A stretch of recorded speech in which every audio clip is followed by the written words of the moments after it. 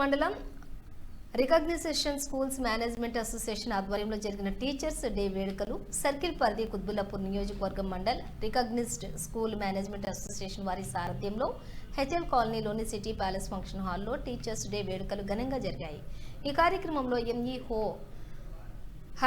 హరీష్ చంద్ర ప్రసాద్ ముఖ్య అతిథిగా పాల్గొన్నారు.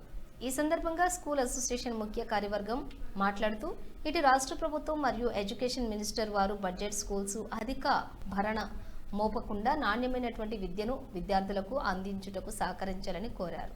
కార్పొరేటర్ స్కూల్స్ ప్రభావం బడ్జెట్ స్కూల్స్ పై ఎలా పడుతుందో వివరించారు.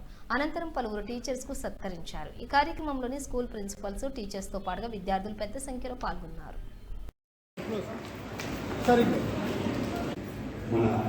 మండల్ ఎడ్యుకేషన్ ఆఫీసర్ శ్రీతులు హరిచంద్ర ప్రసాద్ గారికి, అలాగే ఎప్పుడు కూడా ఒక సోదరుడిగా వెన్నంటి ముందుకు నడిపిస్తున్న మా అన్నగారు రావుల శేషగిరి గారికి, కార్పొరేటర్ గారికి, హై స్కూల్ మంజుల ప్రకాష్ మేడం స్కూల్ 1980 అంటే 44 సంవత్సరాల క్రితం పాఠశాల ప్రారంభించడం.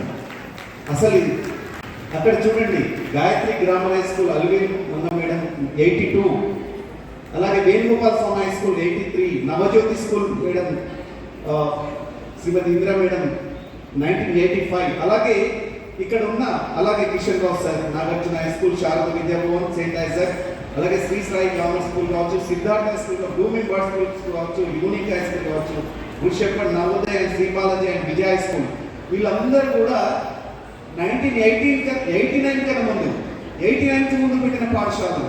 నేను 95లో